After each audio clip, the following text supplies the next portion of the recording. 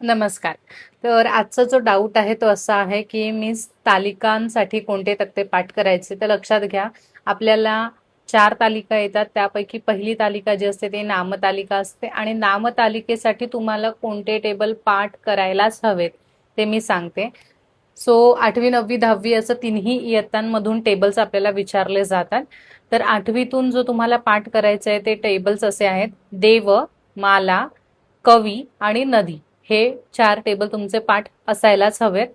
9वी मधले तुमचे भानू, पितृ, मरुत आणि चंद्रमस हे टेबल पाठ असायला हवे.